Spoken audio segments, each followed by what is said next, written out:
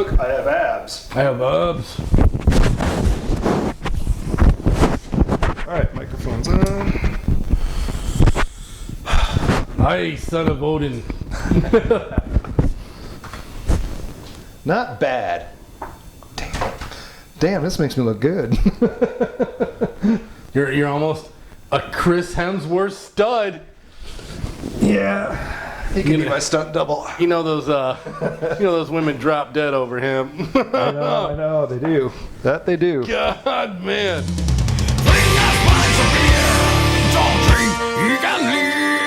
Okay, here we are. We are on Pub Wisdom. Yes. Welcome. This is my buddy Rob Lawson. Hey, hello everyone. And today we are going to talk comic books. And yes. Hopefully the movie industry around comic books as well. I think those are the areas. Yeah, that's going to be some of the topics that we'll talk about today. Sure. And I think what we'll get started at, and I don't even quite know, I've known you since high school. How did you really get started in the comic books? What was the things that got you going into that? I think what really set me on fire for comic books, collecting, understanding value, first of all, what captivated me into comic books. When I was a kid, I went through a really traumatic incident. I was collecting comics before the incident happened, but within that incident, I actually found a connection to comics. I mean, when I was young, I was 9 years old, my mother committed suicide. And I had such a hard time finding anybody that I could relate to with what was going on in my life. I mean, kid. Imagine, my goodness. So, I mean, I look at some of the characters like Batman. He tragically lost his family. Spider-Man. He tragically lost his uncle. Yes. So at that time, it was something I could relate to. Not to mention, I've always been interested in the stories.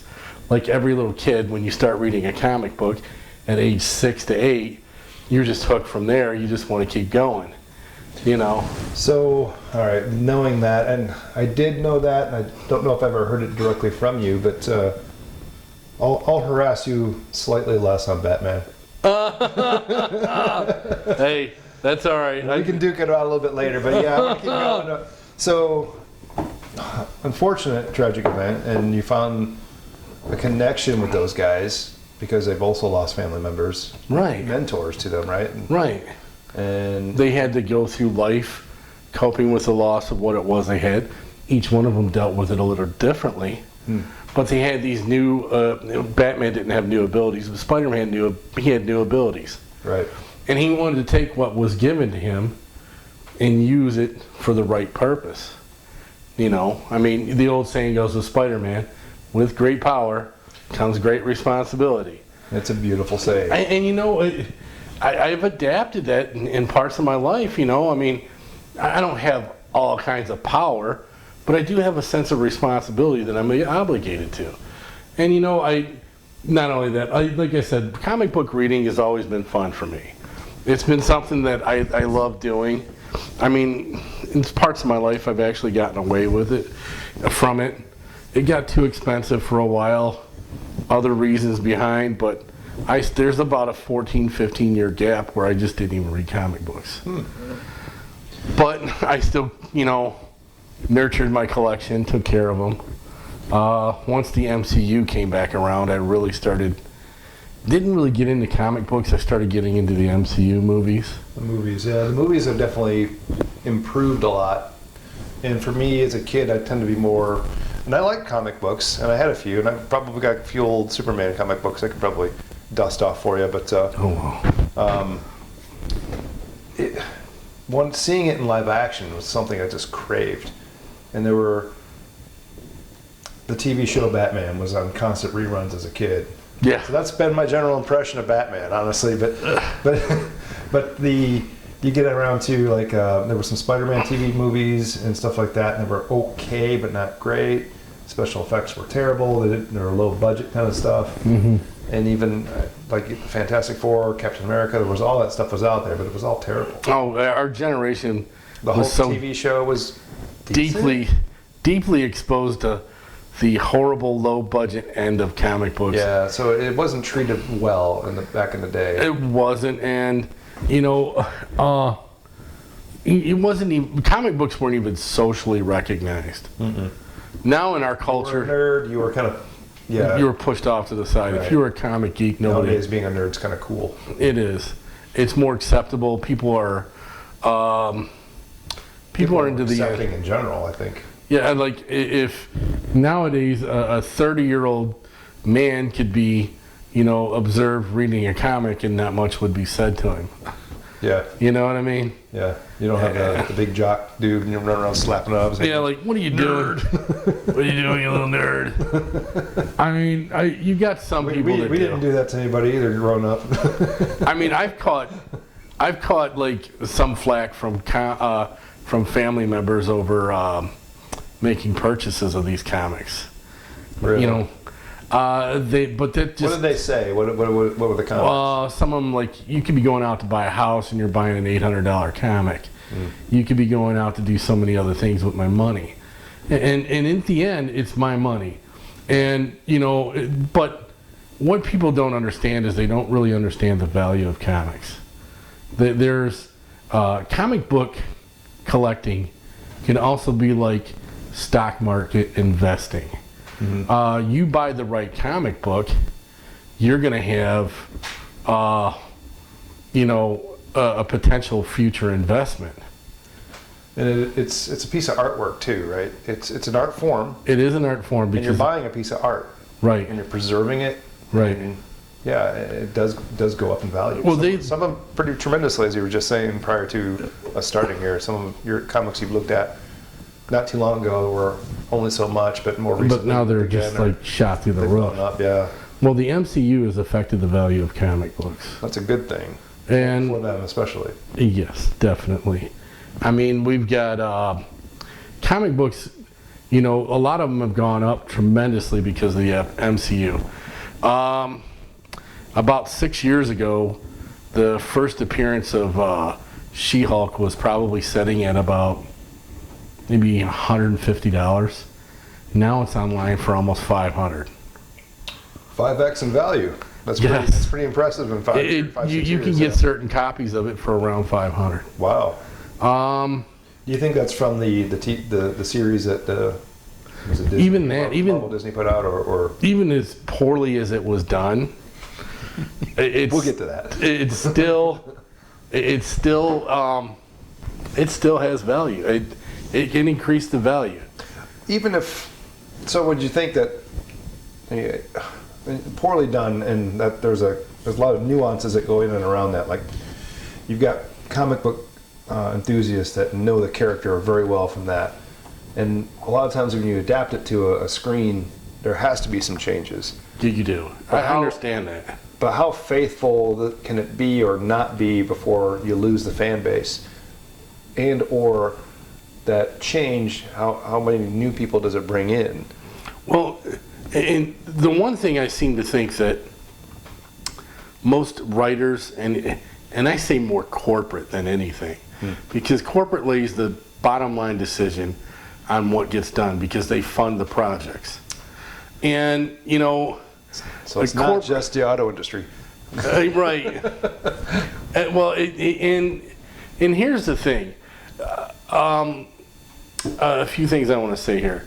Ryan Reynolds went on social media and he said that he pressed for so long to get Deadpool made, but corporates kept turning it down. And it was after he made that video and it went viral, that's when corporates funded over what was needed. Yeah. Now, they don't want to take a risk, and that's the unfortunate thing. And what corporate doesn't see is corporate doesn't understand an audience. Now, when it comes down to comic books, there are two sets of audiences here. There's a little bit more factions, but there's two sets of general audiences here. We've got the audience that is pretty much started watching Marvel movies from the beginning. They went and seen them. And then you've got what is called a fan-based audience.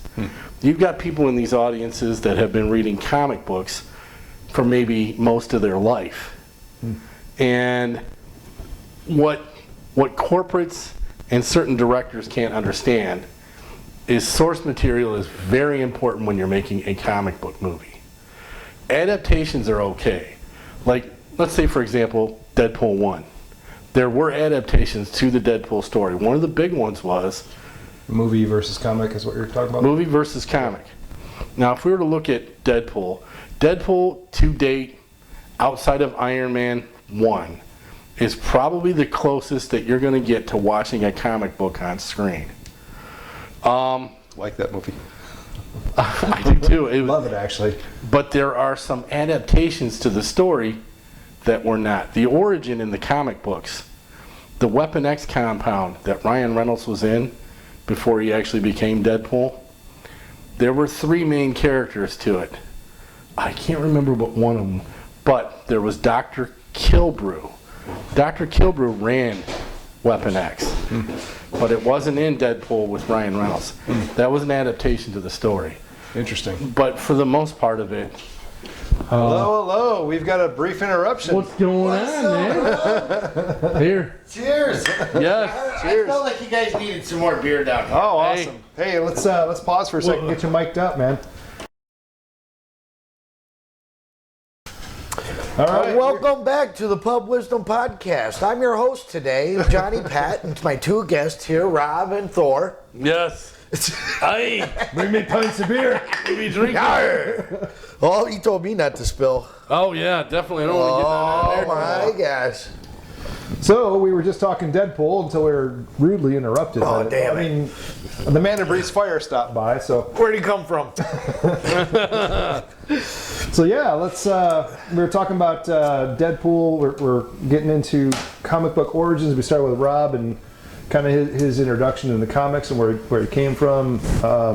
Very kind of heartfelt story, honestly. You want to recap for him, or should I? Or? Well, I mean, we were talking about some of the things that got me into comic books.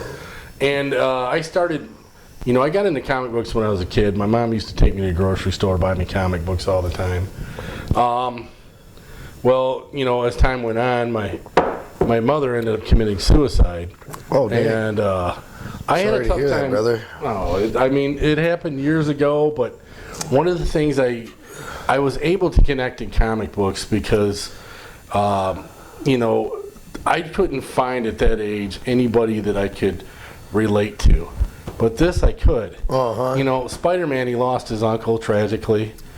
Batman lost his parents tragically. Yep. I was able to connect to that. That's and then crazy because... From that point on, comic books almost grew into a sentimental value to me. Uh-huh. So I told him, since knowing all that and his connection with Batman, I thought I'm going to tease him a little less on Batman, but only a little bit less. Wait, this information was just brought out to you now?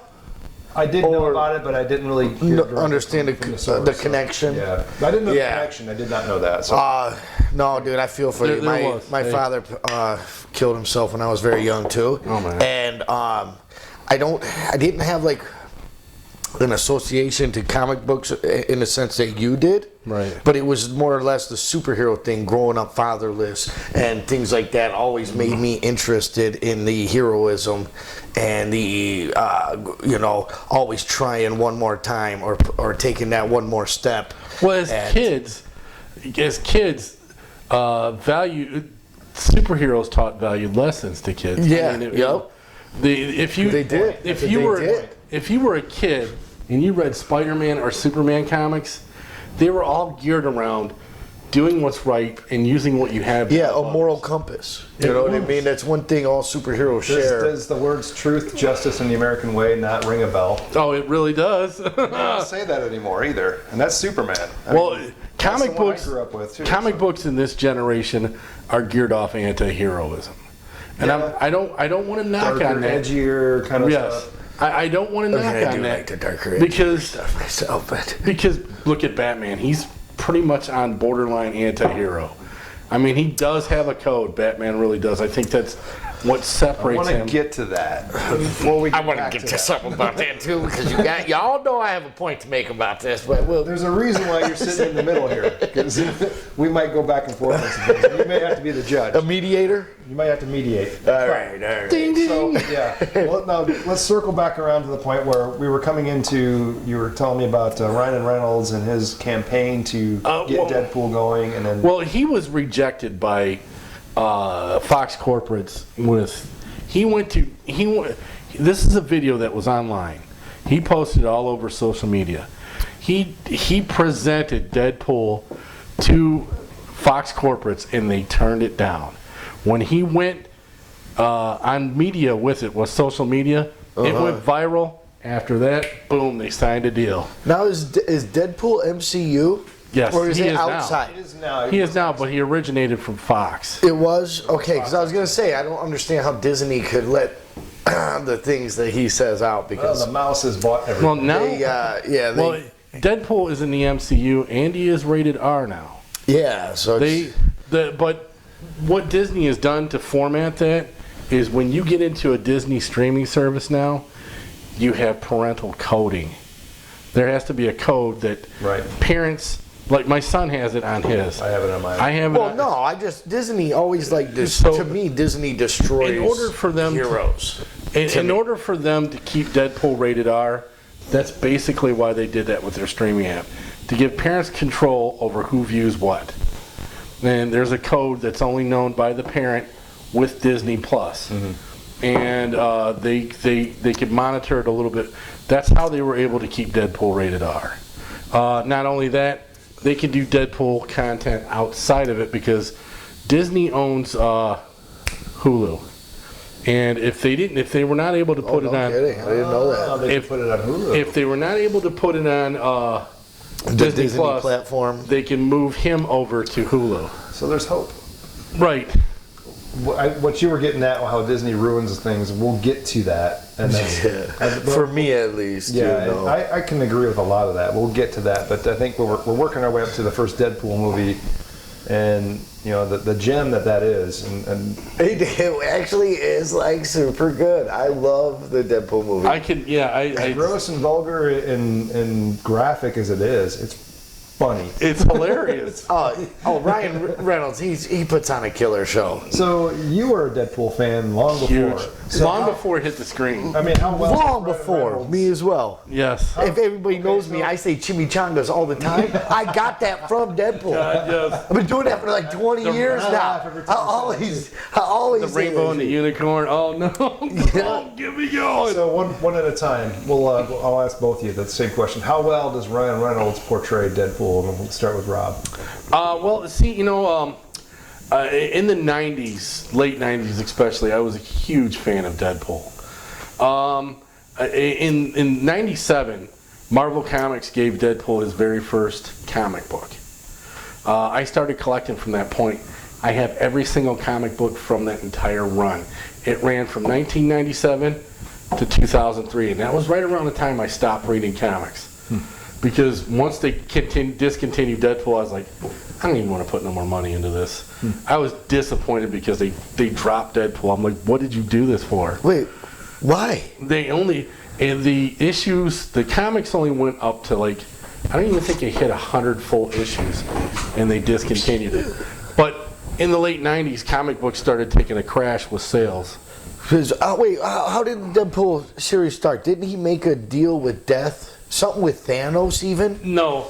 Thanos had an obsession with Lady Death. Yeah. But Lady Death has an obsession with Deadpool. Yeah. Yep. So there was a love triangle there. Yes, there was. And was that in the beginning, or this is the very beginning before Deadpool had his powers? This is how Deadpool got his powers. No, was from Lady Death. Deadpool got his powers. Deadpool's a mutant, just like the X-Men. His powers were given to him. They were activated. Oh, that's with the cancer program. Yes. Well, that's right. Well, the cancer program that he was in. But that didn't give him the iconic "I can never die" thing. Death gave that to him. Right? No, that might have been a story adaptation later on, but Deadpool's original origins come from the Weapon X project. He was part of the same project as Wolverine. Yeah. He started off, when Rob Liefeld created Deadpool, Rob Liefeld created him, he was almost like a Clint Eastwood type character. No sense of humor, very dry, kind of like I'm going to kill you all and gun you down in 1 second. He was that kind of guy. Now, there was a 4-part series that introduced the newer style Deadpool, the Merc with a Mouth. I had that series at home. It was developed in the mid-90s. It was a 4-part series. That's what captivated some of Deadpool's popularity. That series spun off, and then I think Circle Chase might have came before that. But that's what inspired comic book writers and Marvel Comics editors and producers, from my perspective and what it does, I think, to start a series with Deadpool. But I have the book at home that has Deadpool's origins in it, and that when you see in Deadpool the movie where he's getting his powers, that comes from the comic books. That's actual canon scripture, or not scripture, but canon comic book. Okay, so then what is the love triangle between them? There was a story that did come later. There's a story that was written by Marvel Comics, and I believe it was in a graphic novel, where Thanos was in it, but Lady Death was obsessed with Deadpool, and he was trying. Deadpool wanted to fuck him so bad. Yes. Deadpool cannot. And this is Lady Death, dude. This is like Deadpool, a god tier character. All right, we've all heard that Wolverine has a mutant healing factor, right? Everybody's heard that. They know that Wolverine's he recovers from just about anything. One of the only ways they got rid of him was like chopping his head off and throwing it in a box and chipping it far away or something like that. Deadpool would regenerate from decapitation. That's how advanced his healing factor is. But it can't do nothing because the cancer keeps destroying the cells. His healing factor cannot stop the cancer, so that's how his body got disfigured. One of the things I liked about Deadpool is he was the disfigured superhero. He was the superhero that didn't look like he could get any woman that he wasn't pretty. Just a small interjection wasn't pretty here. like Hemsworth, right? Right. What I didn't like, what they didn't portray in the Hulk movies, though, was Hulk's regeneration abilities. His regeneration abilities is above anybody else's. You can stab Hulk, and before you pull the knife out, he's already healing the whole way out. Yeah, he does have a regenerative ability. Yeah, it's the most of all, is what I've heard in my research or in the superheroes. Well, I can see that where it is. You're dealing with an expert here. That's why you think I'm bringing out the controversial topics, baby. Listen, I'm pretty positive about it. I would not disagree with you on this because he has displayed a lot of healing ability. The Hulk is actually resurrected from his healing ability. Yeah. There was one for Johnny Pat. It's just the first one, guys. There's more. There's more. I promise I'm not that much of an expert. I've read a lot of stories, but there's so much I don't know. Well, there really is. When you're a dwarf amongst midgets, you're the tall one. That deserves a cheer. Okay. Well, hey, I'll take. That's a little pub wisdom for you. Hey. Well, anyways, well, if we talk about titles, Marvel has over 27,000 titles. This information is coming from Google. Also, Google says that DC Comics only has 25,000 titles, and these are coming from Marvel. These are coming from beginning to current date. Okay. Marvel seems to be a little bit more active with producing comics than DC. DC, what I've seen in the past, seems to do a lot of scrapping projects. For sure, DC is scrappy as fuck. I'm not trying to hate on DC. No, I don't hate on them either. I think they're some of the greatest heroes we've had have come from DC Comics. They could have done so much with just all of DC heroes. I don't know. I got a lot to say. I'll probably piss people off by saying it. Well, but I just do. They had some great stuff, Jason Momoa as fucking Aquaman. I think he did a good job. Great, right? But if you look at like original Aquaman, it's totally different from them settings, right? Okay. Aquaman wasn't a mass tattooed giant bodybuilder type guy. No, See, let me, You know what I mean? interject my, He was- my portion on this one, because my introduction to Aquaman has been the old Justice, or what was it, the 1970s Super Friends. Super Super Friends. Friends in the original Justice League? Super Friends. Oh! Or Batman. But Batman and Robin were still part of it. As science and technology updated, so did superheroes. Right. In the 90s, the Aquaman got an upgrade. You know, they upgraded his armor style, even hairstyle. He went through a series where somebody, I can't remember who it was, but he got his hand cut off. And they replaced his hand with a hook. Yeah. Oh yeah, I remember that one. Yeah. Well, I read that story. It's been so long since I read it. That story is probably about 20 plus years old. I don't want us to forget about Deadpool though. I know that was where I know we we just were on trailed Deadpool. on. We trailed on We want to get back to somehow Deadpool, into DC, but So we trailed off into DC. The problem I have with DC, and this I could ruffle Rob's feathers maybe a little bit, maybe not. You sure? You know this ruffle. about me already. let's ruffle. Let's ruffle. Let's get into it. That's rubbing them feathers, boy. We're all about having good conversations here and being open-minded anyway, but I'm going to attack DC a little bit.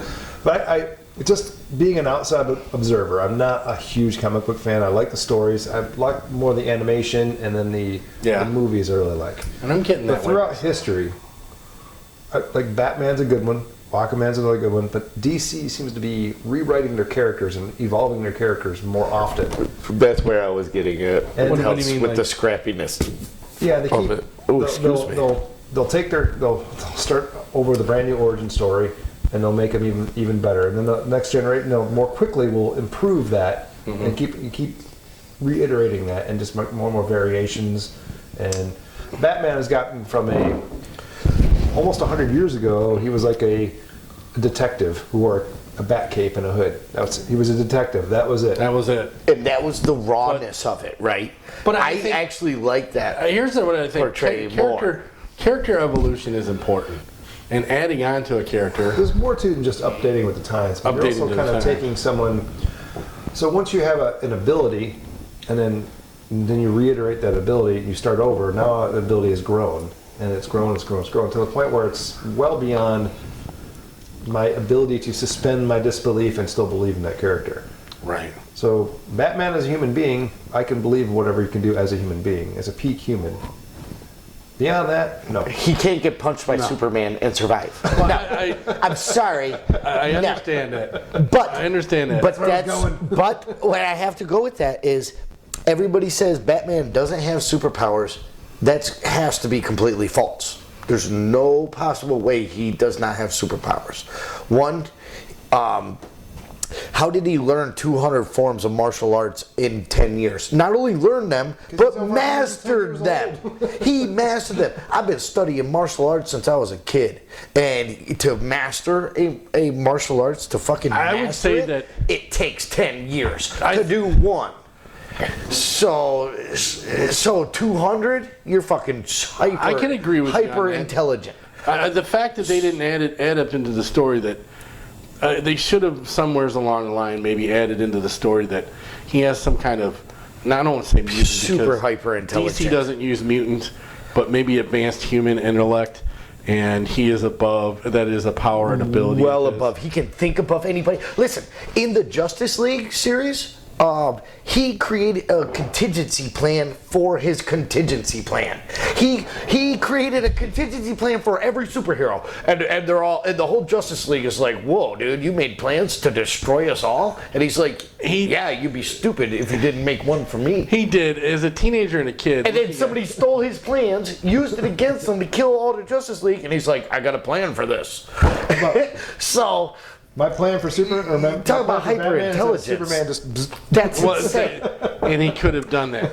Now, what the Well, then he takes a punch from Superman too, and you can't tell me he's not hyper durable. Even in his armor, the shockwave alone would shatter your bones completely. Not only that, it would blow your eardrums out. There's so many other factors to it that would happen. Well, that's where Superman does hit with the force of over 200 tons. And it doesn't matter if you're wearing some fucking body armor. You get smoked in that thing, you're still done. But if it depends on what the armor is. So he's hyper durable. DC Comics has an armor, and it's called nth metal, and it is forged. It is a vibranium. It is a new god metal. Okay. So my logical mind. He didn't make that. He didn't make the Superman armor out of that, though. Right. There's only so much the human body could take an impact. Right. If you could be protected from it. If I throw you up against a brick wall and you bounce off the brick wall, because you're wearing an armor, the armor's fine. What gets inside of it could be liquefied. True. It's like standing. It's like being in a. But there's a I do have the same shockwave. problem with Iron Man. The sound in that sense alone. Well, yeah, the Beyonder punched Iron Man really hard, and it just really didn't do too much. Oh, Iron Man's got hyper powers too. He held all 5 Infinity Stones and didn't even. He looked at Thanos and like smiled and was like, "Guess what, bitch? I'm Iron Man, motherfucker." No way. He killed him. No way though. Was he human? You know what I mean? Ronan was able to hold the. Was doing the heavy lifting. You know, every That's comic. I can logically think maybe that. No. Well, the here's the Hawk, in all his we just talked about the Hawk having hyper regeneration abilities, even that above Deadpool or Wolverine, and he held the stone. The Hulk and is you've probably seen it. a couple You've seen it punches from destroy him as he was holding one stone. Tony Stark, in his nano armor, can't hold all 5. That's my holes within the MCU and the Disneyland that I get frustrated with. Okay, well, I look at the MCU up into that Infinity War and Endgame was the last one. Yeah. Beyond that, Disney really took the reins, and then I think things. Granted, they built up such an amazing movie, such an amazing series of movies to that point, and it finally ended. Anything you're going to do beyond that, whether you get the best writers or not, is going to be tough to. Close to what you did. Correct. However, the turns they're taking with the characters and stuff they're doing, I don't like, and we can get into that more. But back to ruffling Rob's feathers about Batman. How does he have no powers, man? I want to have this argument. Well, I can understand. I mean, they've hyped him up so much that he should have some kind of above human, and they have referred to Batman as a peak human. Right? That would help someone like me go, okay, now I get Now it makes sense. Right. Well, Martian Manhunter, there's a comic book where Martian Manhunter actually taught Batman how to block out telepathic attacks. I read this in a comic, and teach someone that. Exactly.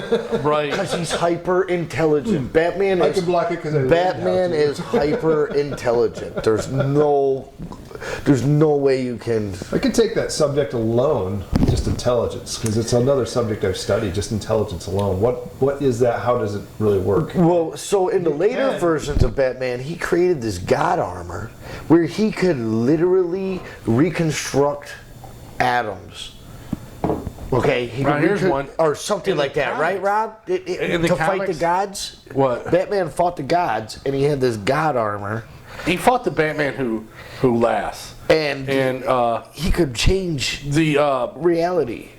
There is his an armor armor Batman or something like has that. some kind of armor that gave him almost like God abilities. Yeah. I'm not too familiar with that Batman storyline. It's connected. It's a newer one, but he ended up fighting some gods, and he has God armor. I think he took down Trigon with it. And I'm completely lost in all this. but he was able to manipulate reality, and it's like you don't have superpowers unless you can do that.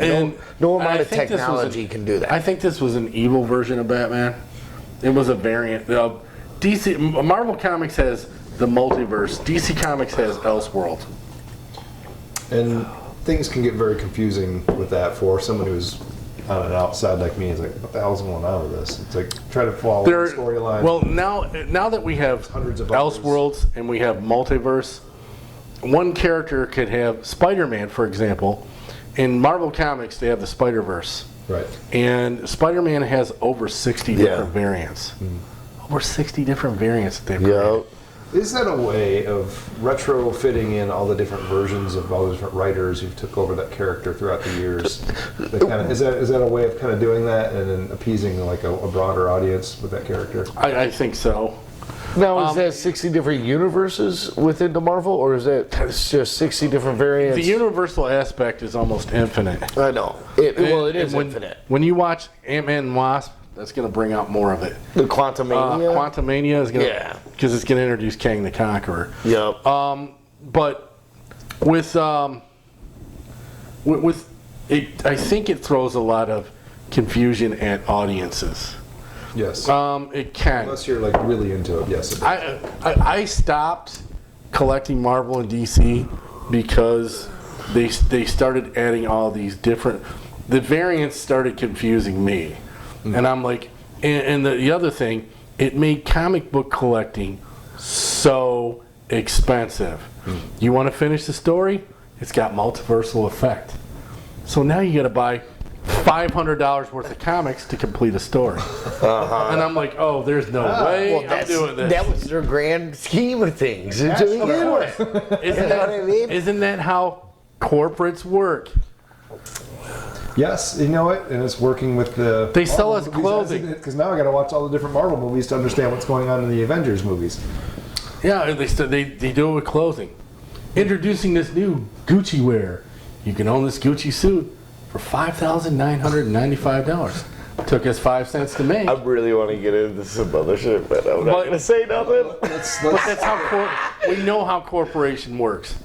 We know how destructive they are at everything. Specifically pharmaceutical companies. No. We ain't gonna get On the into next that. Pub Wisdom, we'll get to that one. But yes, we're going to stay.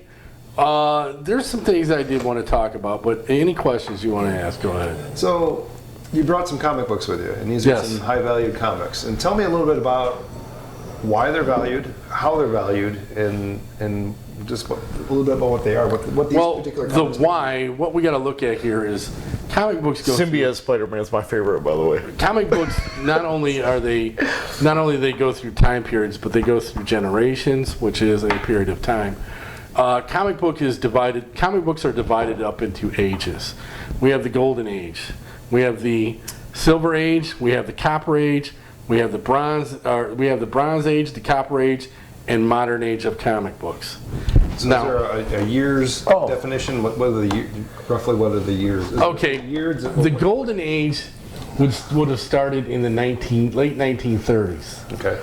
We're talking for. So those are the Holy Grails. The originals. Yeah, Action Comics #1. If you own something in the Golden Age era, even if it's in absolute poor condition, and we're looking at almost 100 years now. Yeah, you're buying a brand new house and a car, and probably got some money left over in the bank. So hundreds of thousands of dollars. Yeah, the beer flow won't end. Hey, we like that here. But here's the thing. They started in the 1930s, and they went from the 1930s into all the way up into the early 50s. That was the beginning of the silver Age of comic books. The beginning of the Silver Age of comics was in the 1950s. The early 1950s, all the way up until almost the mid to late 1960s. Yeah, but was that that wasn't Stan Lee in the 30s? No, I'm talking about the Silver Age of comics right now. We were talking about the gold. I'm sorry. Okay, the Silver Age of comics started in the early 50s, and it went up to almost the mid-late 60s. And that's where you started developing more of the Bronze Age of comics. And that went from the late 60s all the way up to almost the early 1980s. And then the Copper Age of comics began in the 1980s. And it went all the way up. That's when like you and I were kids. Yes. Before We were copper age. I was just a little swimmer in my dad's nutsack. The late 90s is when comic books started moving into the current age, which is the modern age right now. Deadpool was created in the copper age of comic books. And so was a lot of Spider-Man's newer enemies, like Carnage and Venom. They were created in the Venom is probably close to 35 years old. He was created in May of 1988. Which he has an original copy here. Yeah. What? This is what is this one of the first episodes that he was in or something? What this is, I'll put this up right here. This is the first full appearance of Venom. Honestly, if you... Okay. Johnny, if you hold it right here in the middle, Yeah. I can see if I can zoom in on it. He was created by Todd McFarlane in the spring of 1988. If you look up here at the top corner, there's some numbers. Okay, what do the numbers mean? That would be a grade point value system. It is going to let collectors, it's going to let buyers and purchasers actually know the value and the grade of the comic. That determines some of the value of it. What is the number on that? This is an 8.0. This one is an 8.0. Below it, there's some writing. It says white pages. Okay, so it's a 1 out of 10 scale? Yes, grading is done on a 1 out of 10. 10 is top key. 10, yeah. It's still a pretty hot chick. Yes. Oh yeah. Yes. Weed fucker. In years to come, this is going to keep increasing in value. Okay. It's good to fair. Anything above 8.5 is going to be considered. Once you get into the 9s, you're looking at near mint. I've got distracted on the hot chick statement, but So what's this one particular one worth in this condition? You're holding in your hands about $800 worth of comic. oh yeah. Dude, Don't spear beer. I don't have insurance on that. Now, I can tell you right now, if you've got a 9.8 of this and it's signed by everybody involved, you're cashing out on $26,000 worth of comic. Whoa. Now, not too bad. Not too bad. This one is set apart from a lot of other comic books because if you notice right down here in the corner, it's got a barcode on it.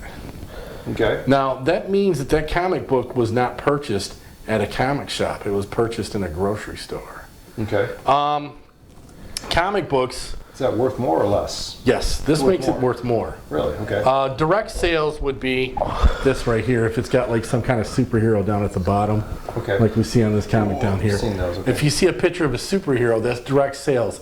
That means in the 80s and the 90s, that comic book was sold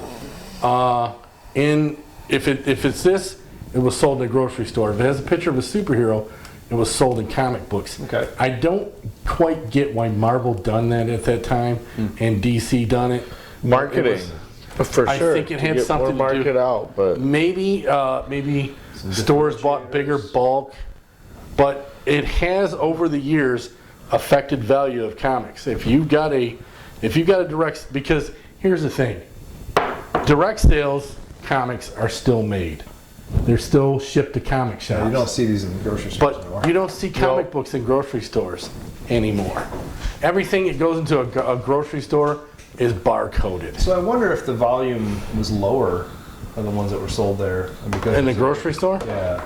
It may have been. But when I was a kid, a lot of my comic they books... mentioned Agent 13 on the back of that comic, and that was pretty cool. When I was a kid, a lot of my comic books were purchased in a grocery store. We didn't have... Monroe... You're saying your dad or your mom took you to the store and would buy you one. Monroe did not have a comic shop until I was 12, 13 years old. Monroe, Michigan. In fact, this comic book right here, I bought it for cover price. Which at the time was $1.50. Wow. I had no idea of the value of it. I trashed this thing and threw it in the garbage. Oh, so that's not the original one? That's not the original one. Oh. And I at the time I loved it, but I didn't. A 14, 15-year-old kid, I'm not thinking about value of nothing. Just throwing it on the floor, whatever. Well, once I got in my late teens, I started learning value of the comics. That pain. Yes. Feel that But pain. the condition that it was in when I threw it away, it would still sell for about $350 right now. Oh, And it was in horrible shape. I was looking at a 2.0 of this that was in worse shape than the one that I had, and it was going for about $350. wow. A 2.0. Yeah, this is the first full appearance of Eddie Brock Venom.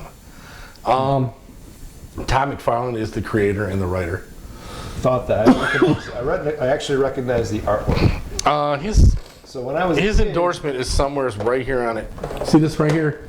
Artists, when they draw things, they always draw things really small. When they sign something, usually on a cover, it's usually small and it's right next to the character.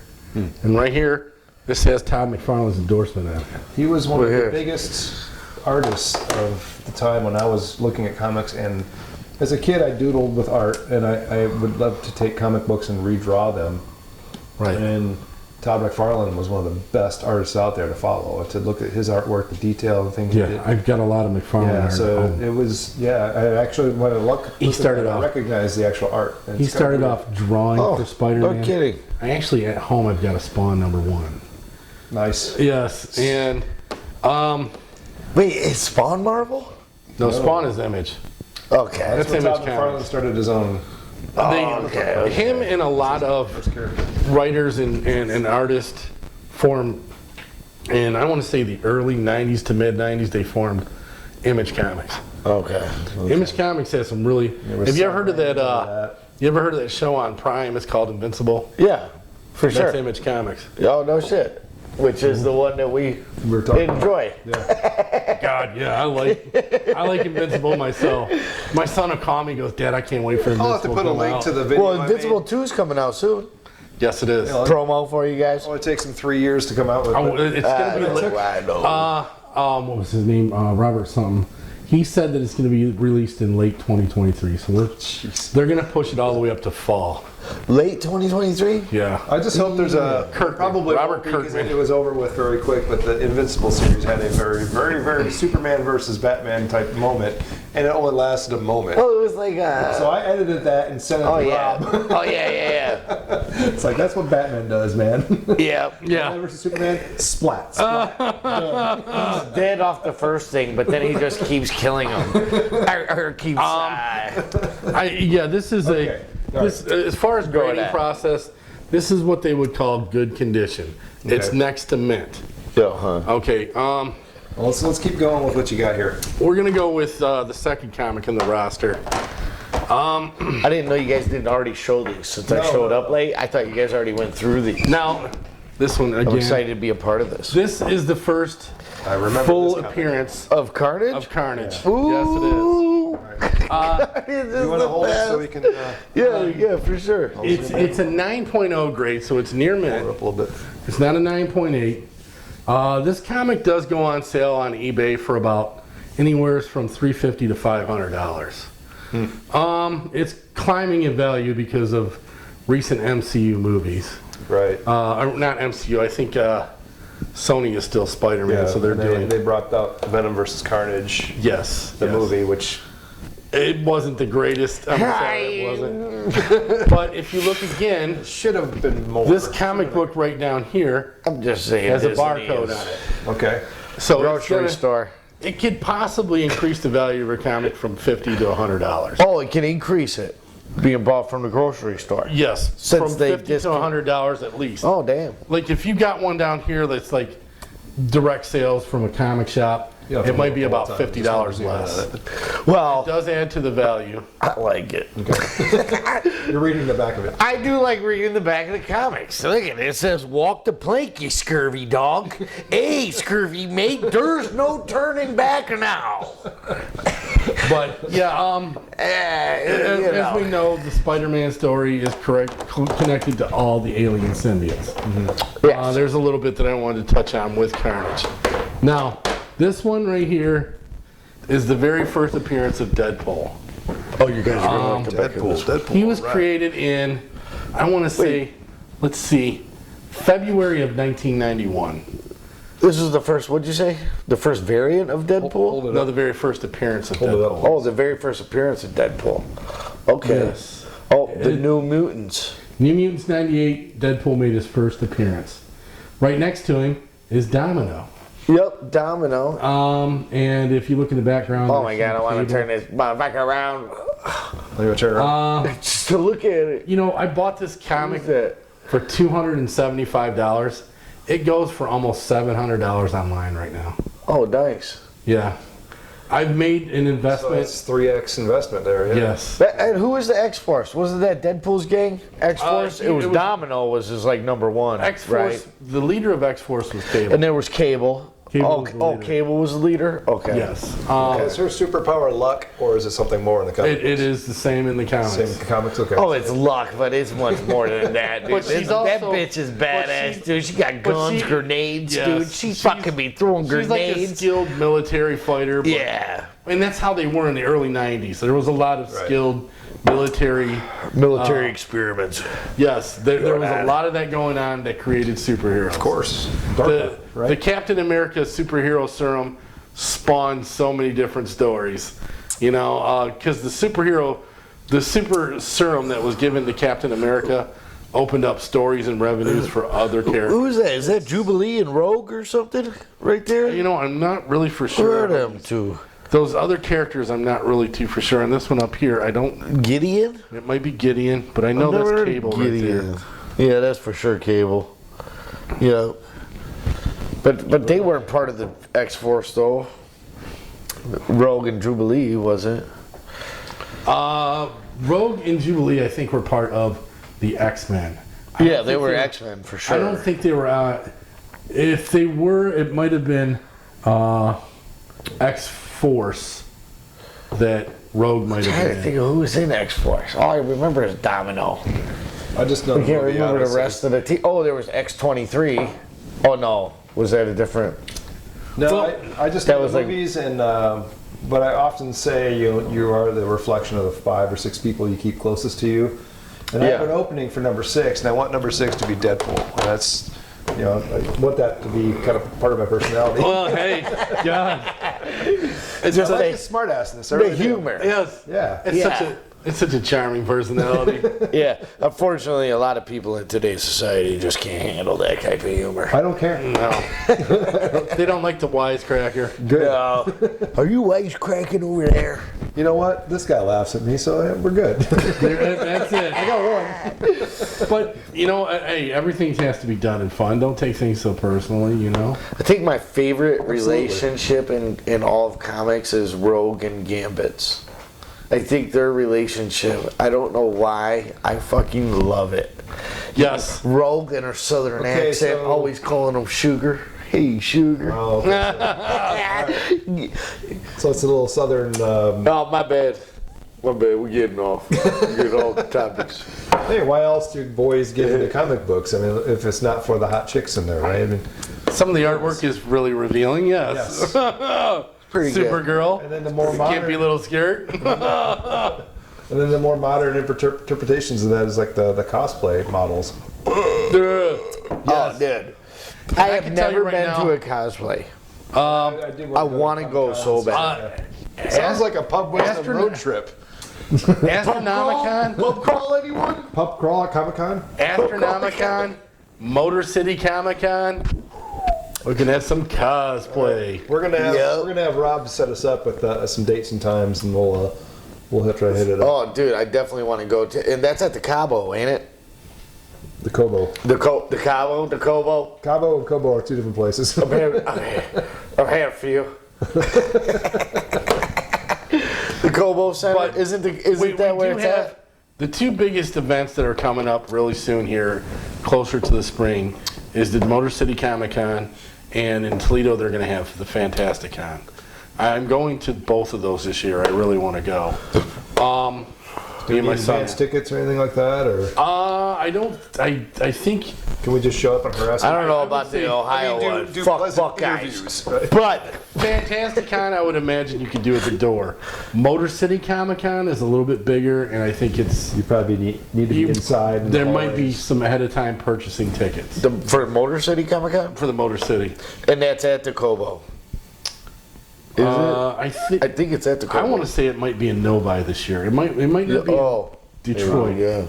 It might not be in Detroit. I'm thinking it. But I looked it up last year, and there was one at Kobo, and I was like ready to buy ticket or ready to go, and I didn't have nobody to go with. I am definitely not going. A lot of people are into that shit. Me and my son are gonna go. We go to comic book conventions every year. Me and Brenda do. I went to one of the first Motor City Comic Cons in the '80s. And oh yeah, you were a nerd then. No, God, I was. Nerd. Fix my glasses. You did a nerdy guy. Let's get some tape for them glasses. Well, we've established that already. Being a nerd now is actually kind of cool. So it is. You get to be an original by saying that. Are you justifying our ability to make fun of it? I'm just kidding. Yes and no. I'm just kidding. I've known this guy a long time. But yeah, no, it's no big deal. I can handle getting ripped on. It happens. It just does. But yeah, I mean, I've been going to comic book conventions for a while. They're a lot of fun, and the cosplay gets good. The ultimate comic book convention is the San Diego Comic-Con. I don't think I'll ever make it there. Sure. I can only hope that I can make it there. I really want to go there, but it's very difficult, especially purchasing tickets around it, because that's an event you have to purchase tickets. I think it's an event you almost have to be invited to in certain sense. Seems like it. Because there's maybe in a couple of years when we get big. There's so much there. They'll want us there. If you're at the San Diego Comic-Con, you're running into movie stars. Sure. That's what's going to end up happening. Oh, no shit. Yeah, you're going to because of the everything Marvel from movies. Marvel Comics shit like that. And DC Comics do really announcements. Phase 5 announcements were done at the San Diego Comic-Con. I personally I like what Kevin Feige has a mind for comics. He was into comics most of his life. He's a comic nerd. And that's where we get most of our Marvel movies from. I mean, is there anything that you guys want to touch on about the MCU? We could talk about some of that. Oh my God, I think this so is a good many. point to, let's take a quick break here. We'll pause, and we'll come back, and we will talk about the MCU and the state of comic book. Ebony Maw getting sucked out the window. How did he not just go vroom? Done. Ebony Maw is the sickest of the fucking what is it? The Dark Brotherhood or what is it called again? I can't remember what. We'll get to that. What Thanos' children are.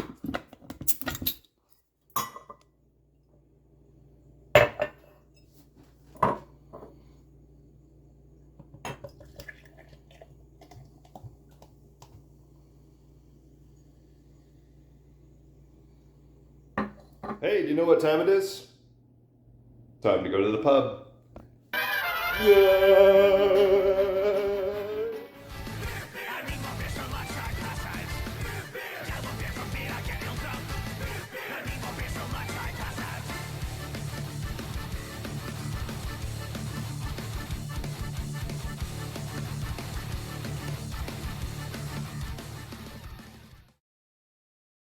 Back. How we doing today? We're gonna. Rob's gonna show us one more comic that I suggested, and then we're gonna start in on the MCU. It's one of the upbeat characters that I really like in the Marvel universe. This is the first full appearance of the Red Hulk. It was created by I want to say Ed McGuinness in 2008. Can we take it out of the what you call it? Absolutely. If you want to take it out, go ahead. So we get a little. Yeah, so get a little bit better of a view of it. We got a glare on it, but yeah, there it we looks go. just like me. Oh, look at them craps. Look at those trapezoids. Yeah, thanks. I have been working out lately. Jay's down there going, "Come get some, you big green guy." Or just saying, come. I have a special connection to the Red Hulk because a friend of mine once called me the Red Hulk on ice because I was when I played hockey and I got really mad in my earlier days, I would get pissed off, and he said, "Dude, your whole face would turn red, and you're like a fucking Hulk out there." I'm like, "Yeah, really?" So I actually made my own logo once upon a time. Put this down here. My own Red Hulk. Oh, that's on a hockey jersey too. Juiced up on NOS energy drink. So yeah, that was my character. So no, it was just one of those things. But yeah, the Red Hulk, and it was really cool because Rob got that out. I'm like, oh man, I wish we would have saved that for an actual natural reaction because I really. Oh, Red Hulk's a beast. But anyway, so we're gonna go from here and. We're going to talk about the MCU, and yeah, you know, it kicked off there were some good comic book movies before that, but it really kicked off the really good interconnection of all the different comic book movies. And first couple phases were great. First couple Avengers movies kept getting better and better. Yes. And in my opinion, I think it all kind of stopped at. I keep saying Infinity War, but the last one was Endgame. I think it stopped at Endgame, and beyond that, it was going to be very tough to make a good movie in there. It was? Shit, I'd have to recap on what movies were after There were good and bad Endgame. ones, but the most of them I think were very, very good. I can't. Phase 4 of the Marvel Cinematic Universe, I think That's post Endgame. that's after Endgame. That's like Thor would be floating in there, Thor: Love and Thunder, and Oh, that was just terrible for me. I had a lot of trouble Let's just with make that Thor one. the dorkiest guy out there. Yeah. We should. Really? You know, I'm sorry, Chris Hemsworth. The Eternals was in Phase 4. What other Yeah, I movies? did not like the Eternals. Doctor Strange. Now I can't. I'm not. That was In all right. Madness in the I think it was Multiverse. all right, but was they all could right. have That one done wasn't better. too bad. They could But have when they done killed better. Black Bolt, I was like, no! I guarantee you, You're this, not killing the king of the Inhumans. this is like this is what my anticipation was. My speculation around Thor: Love and Thunder is that he was going to hand Mjolnir down to that. Jane Foster? Jane Foster, which is done. But in the comics, he becomes Odin. He gets the Odin Force. The elevates. He elevates into he becomes almighty bad It's King Thor. ass Oh, Thor. the Odin Force is next to the Phoenix. Right. In terms of power? Well, literally, It's- he goes from demigod to god. Yeah. And he's very powerful. That version of Thor has killed different versions of Galactus. It just Oh, in whoa. one swing No. killed him. Are you One swing. serious? Galactus? Yes. I'm not going to argue with him. Galactus, I'm not killing you. There's multiversal effect with Galactus. Well, Thor has The killed. Planet Eater. Yes, the Planet Eater. And most of Galactus's variants are very comparable Very few to him. people has been able to kill Galactus. He's done it. I thought the only person that was able to Hyperion. do it was Frank Richards. Reed Richards' son. Franklin Richards is a very high-powered character in Marvel Yeah. Comics. I mean, like the highest. He's like the He's most close badass. to him. To me, He's the one that they used to defeat Onslaught during the Onslaught series. He was Onslaught in the Marvel Universe could not stop Onslaught, and they couldn't figure out why. We're getting off But track. yeah, we're talking about bad. characters that I do most that people to may not even people. know. Sorry. I break the train. We want to tracks. stay close to what we were talking about. in the So movies. just maybe get your opinion on like Marvel all the way from like the first Iron Man movie all the way up to the Iron Man 1, I was so impressed with. Iron Man 2, I like too. I like 3, them, I just think it went flopperoni. They had I agree. your Phase 1 had some. Wait, what had some was flops. 3? Was the Ultron? three. Was three Iron Ultron? Man, Iron No. Man 3 Was, Iron Man 3 was or- they tried to introduce one of Iron Man's enemies, the Mandarin, yes, and it. not a lot of people The are happy with Mandarin. that. No, Like the it just orange? it. Who the fuck is the Mandarin? I never even heard of this Mandarin guy. was- Let him explain. Well, the Mandarin was also introduced in Shang-Chi too. What he was is pretty much a almost like a mystical being, almost kind of like Doctor Strange. He had 10 rings of power, and he could control different elements and different attributes. I don't have a deep knowledge of the Mandarin, but I know his rings gave him so many almost godlike abilities. He was one like of Iron the Man's Infinity Gauntlet with his rings. enemy. Yes, he was. Okay. And the in fans Iron were Man 3, disappointed because they made him an actor. yeah, Just played a role. yeah, and he wasn't really him. And However, it was a clever story. Damn, dude. I They don't kind of remember retconned it I by wish bringing in Shang-Chi's. It was just like, version of the, it was almost like you remember the Tobey Maguire Spider-Mans? They were good all the way up until 3. Well, that's what it was with Iron got Man. a little hokey. I was solely impressed with the first Iron Man. It was very close to canon. They stayed next to the source material, I would say close to it with him. Robert Downey Jr., when they cast him to play Iron Man, was probably one of the best fits for Tony Stark. Oh, for sure. Now you can't separate that. Yeah, but It's hard. Exactly. It's hard. Right. It's hard. It's going to be difficult to replace. Much like Ryan Reynolds in Deadpool. Yes, which is going to be extremely hard. They said that's killing movies. Phase now, 1 though. had some flops. I What was a flop in Phase 1 in your opinion? Iron Man 3.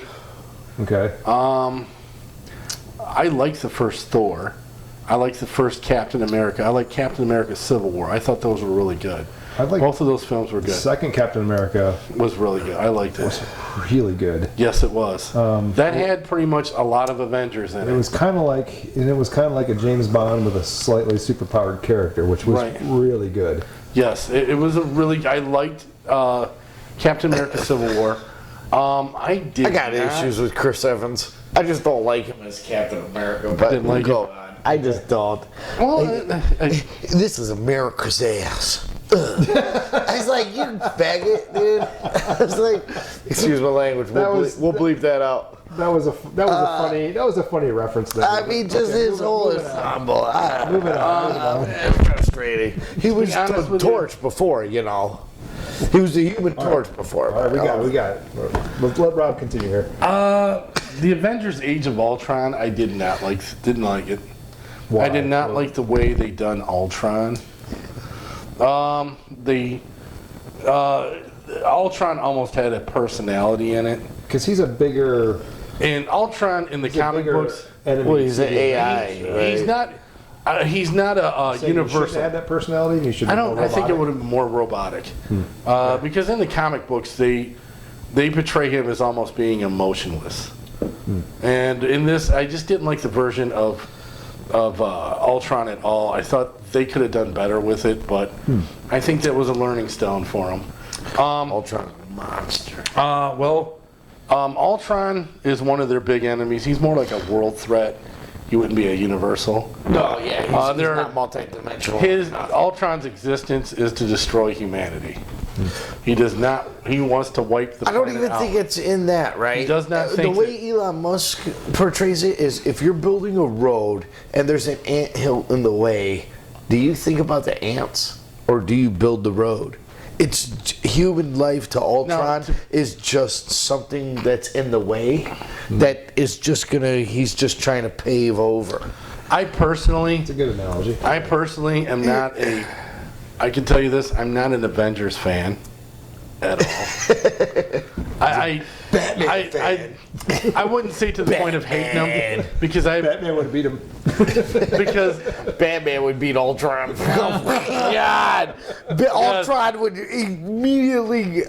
would murder Batman instantaneously. I think. Like an ant in the road, right? I'm making a ant in the road. All right, back to Rob. Sorry. Let Rob talk here. well, I personally. I like the Avengers on a level. I'm not 100% hate the Avengers. I've read Avengers comics. I think they're okay, but they're not my favorite superhero team. Okay, that's fair. Inhumans is mine. I'm not a like- Avengers fan either. I'm more of a mutant now, do or I like Inhumans. a lot of the Avengers separately? Absolutely. Okay. Just as a team, I just don't think I like them too well. Huh. And I don't know. Better off, single, I think. But I understand Marvel had to compete with DC and create their own Justice League. Well, I think they that's did that what- because Avengers was like their main comic book. And We might be interrupted here. Yeah, hold on. I'll have to take another pause real quick. I got a unexpected guest.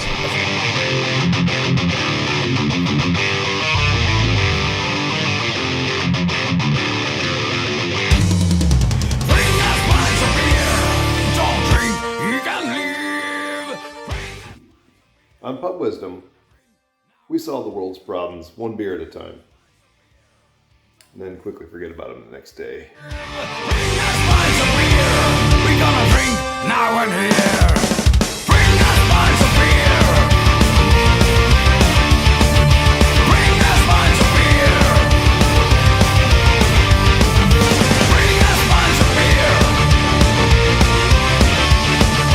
Bring us pints of beer. We've been around the world with different endless roads. We've seen many towns. All right, we're back, and Rob doesn't like the Avengers. Right, I'm not a big fan. I mean, I never was. If you look at most of my comic book collection, you're going to see Spider-Man, you're going to see Wolverine, you're going to see X-Men, you're going to see Lobo. And surprisingly, as much as I like Batman, you won't see much of him. But Lobo, though. in the 90s, I never really paid attention to Lobo that much. Lobo's a I don't pretty even cool know his. character. I know he's super sick. Real I quick. don't know his powers. Real quick, though. can you just give an introduction of who Lobo is? And Lobo is kind of like they've a dark compared Lobo character. to being DC Comics Wolverine, which I think he's a step above because of his powers and ability. Whoa. Lobo can trade blows with Superman, so I think that puts him a Okay. step above all right, Wolverine. so now let's circle back to the MCU, and then we're talking about we're getting through Phase 1. Phase and then 1. We're into Phase 2 with Phase Ultron. 2, I think Phase 2 is the beginning of COVID. Phase 2 is like Infinity War Endgame. The end of Phase 1 is Age of Ultron. I thought it was up to the first Avengers. The Avengers movies marked each phase. I thought. I I could be wrong. Maybe. Because I think I'm, Yeah, I don't know You the might be phases. Someone because will here's comment and correct us all. I I'm sure. could I could be wrong on this myself.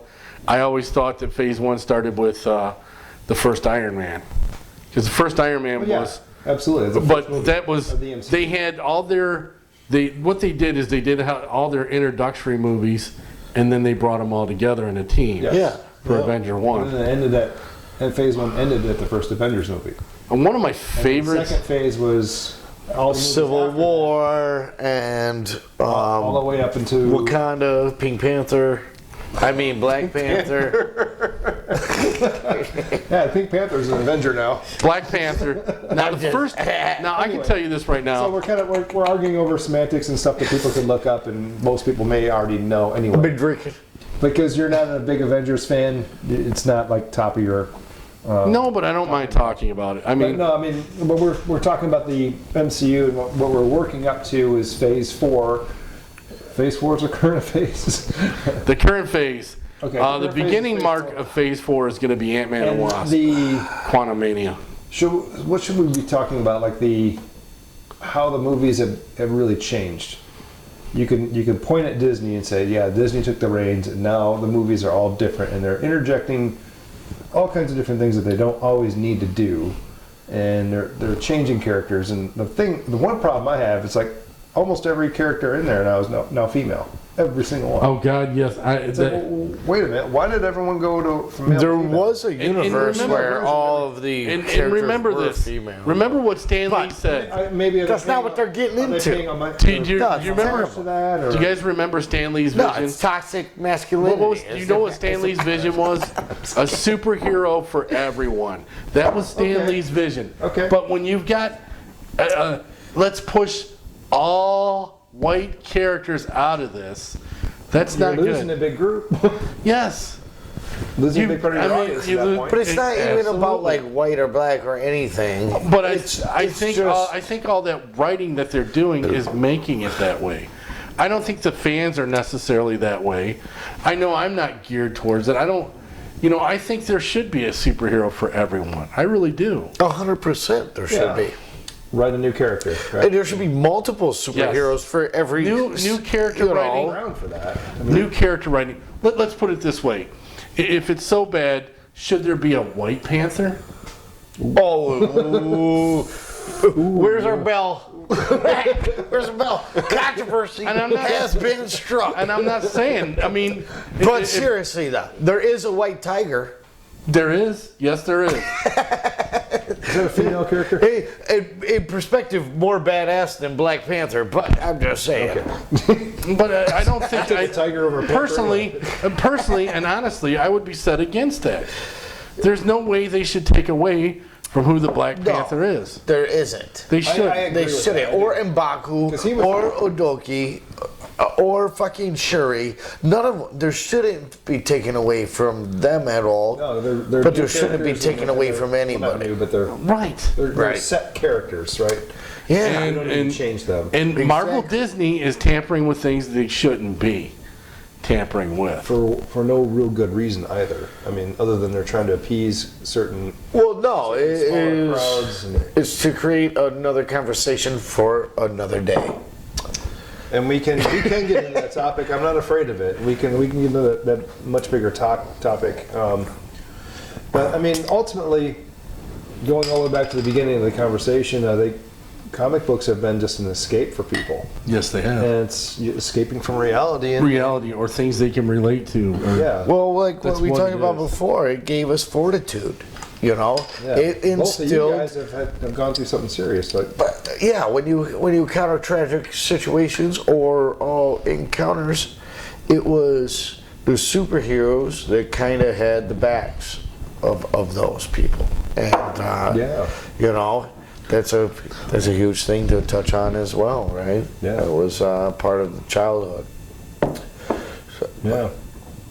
So I've been What else drinking. makes someone super? You know, just other than, and honestly, that is also the core of masculinity, right?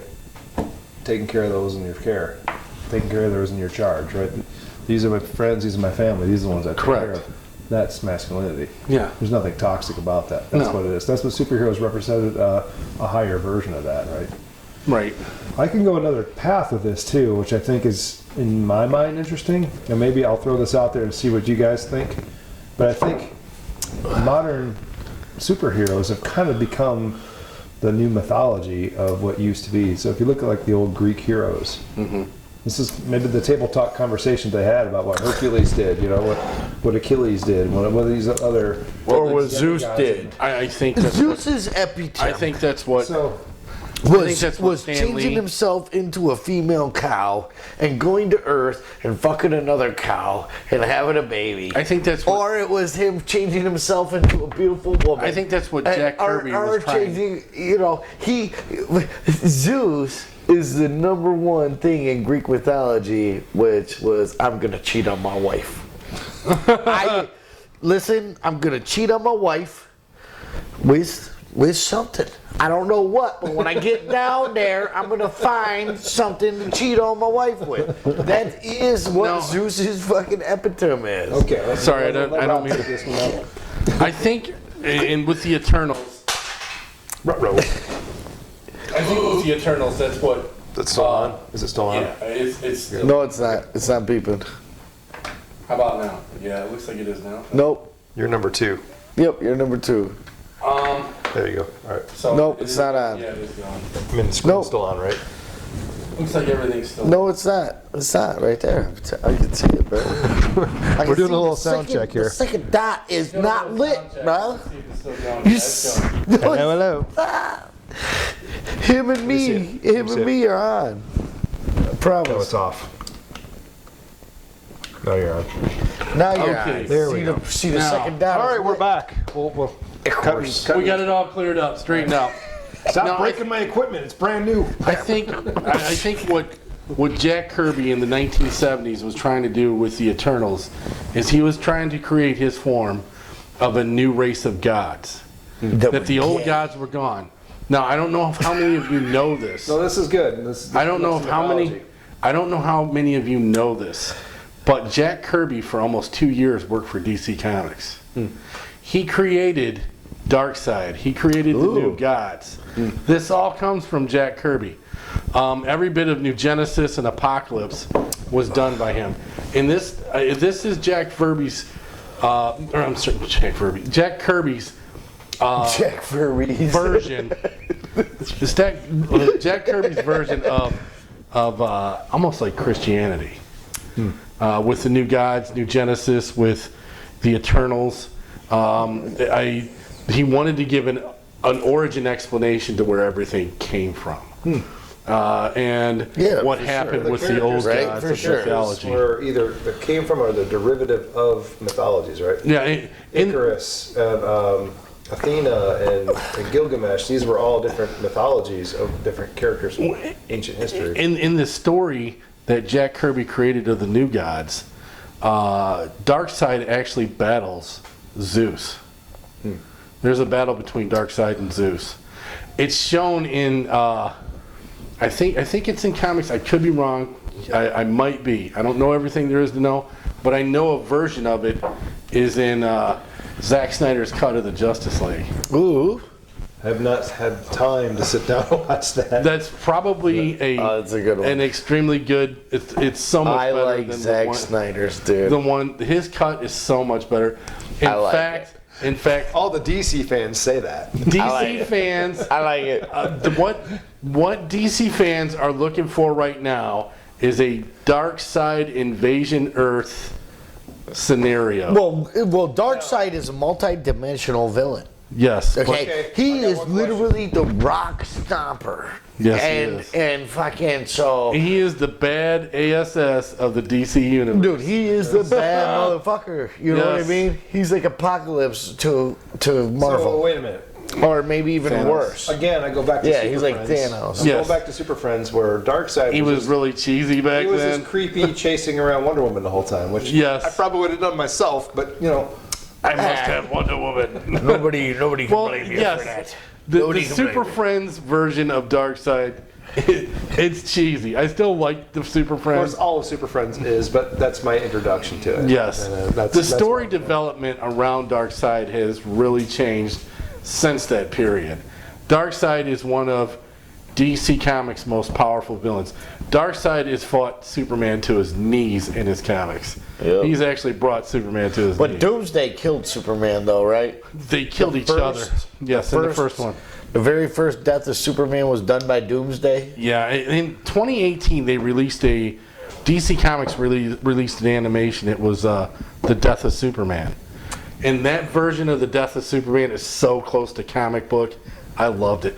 I love watching it. In fact, I just watched. But Zack Snyder's, he didn't die to Doomsday. No, see, they should have never had Doomsday in Batman versus Superman. That what they tried to do is like, You know what I'm remember saying? Spider-Man They 3? crammed like 3 different comics in the same. Yes, they did, and they did the same thing one, yeah. with Spider-Man 3.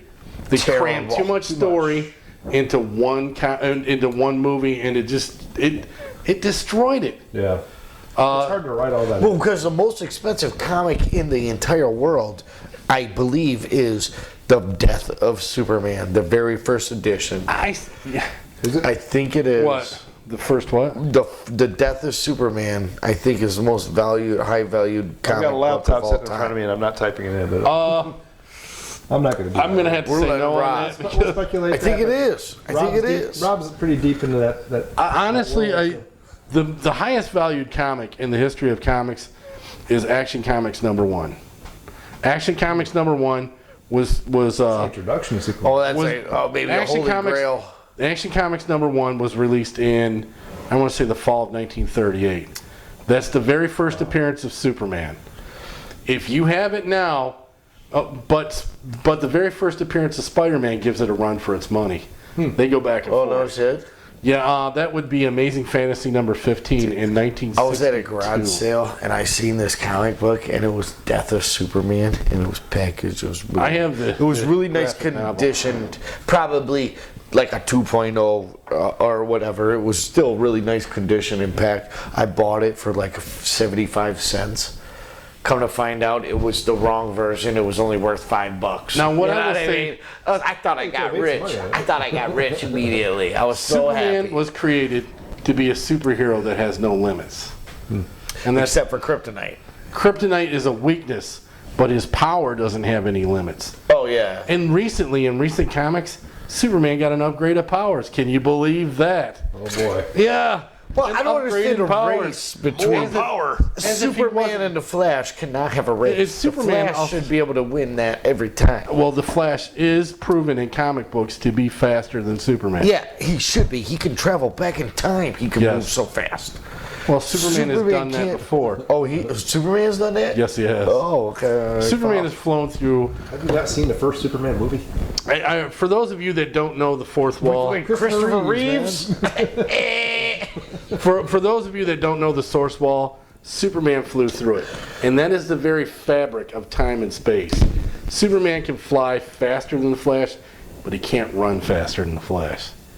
He can fly faster than the Flash. I would, Can't run. if you can fly through the source wall, which is the fabric of the DC universe, you're a bad man. Deep into the woo-woo of I will say this always. Physics Superman bending. is now and will always be the most powerful superhero in comic books.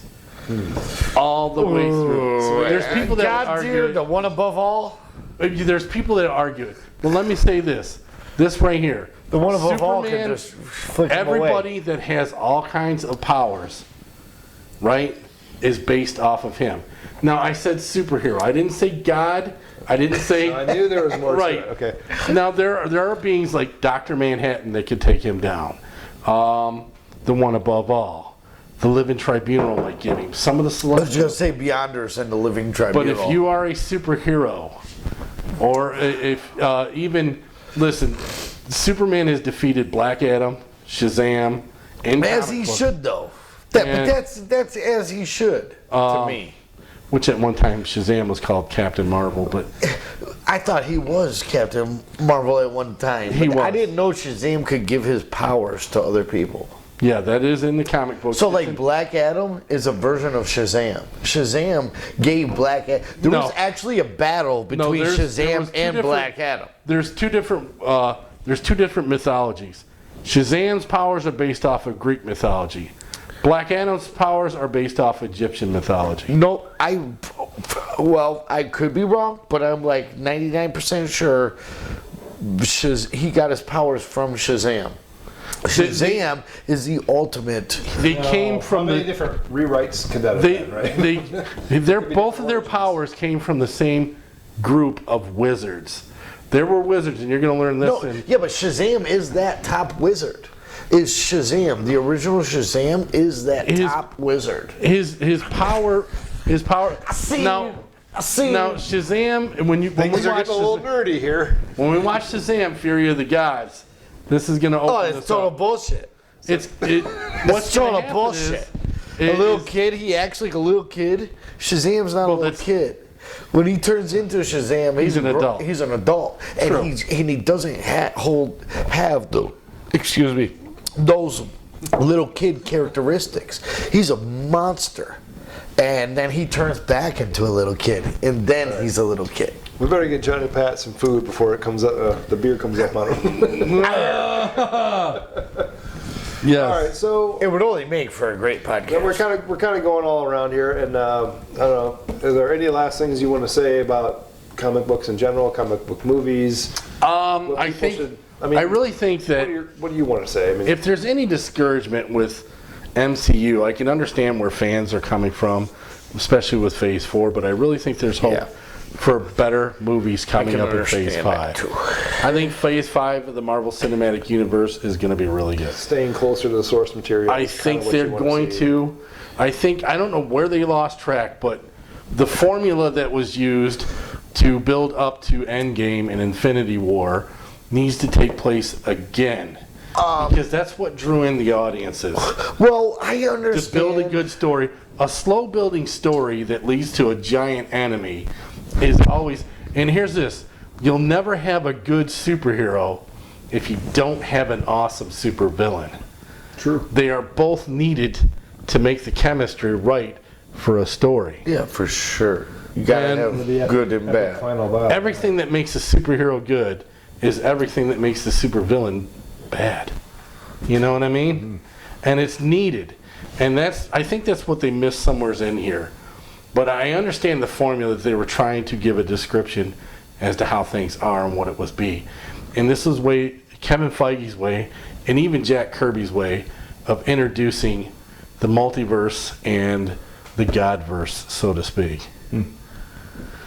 But that's just, More to come with the Marvel movies. And then, of course, DC seems to be stepping up their game a little bit. They are.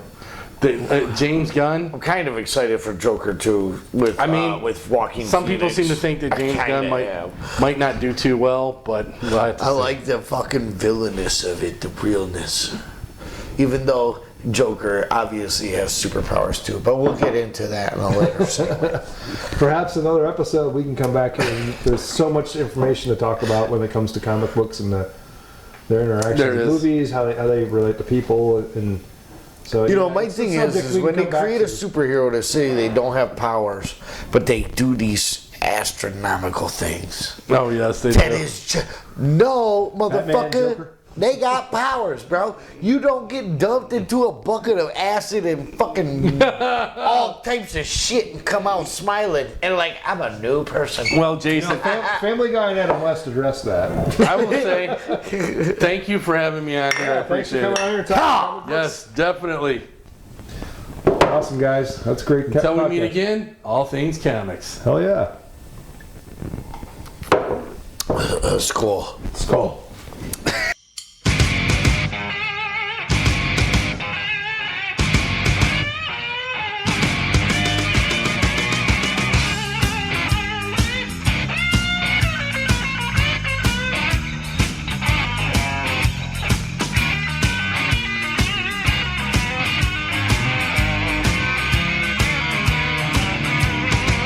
Every day, baby, when the sun go down, I give 'em my friends. I gotta tell you, man. It's been one hell of a night for the guys at Pub Wisdom. But you know what? This fucking shirt and comic book stuff. You guys gotta tell me wear this shit more often because I fucking look good. I don't know. I think I look good. He looks good, guys. Hell yeah. He looks good. That's cred right there. Hell yeah. Just lock them tomatoes, bro. I got Getting pizza from Taco Bell. This is some fucked up shit right now.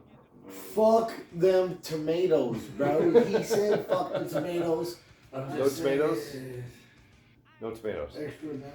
No tomatoes. I agree, bud. Oh, really? Really? Oh. It's a rough life. It's a rough life, but I don't know. Oh my goodness. Oh, the drama. This is Pub Wisdom at 3 a.m. Shit. One of us is falling apart. Can you guess who it is? It's not me, guys.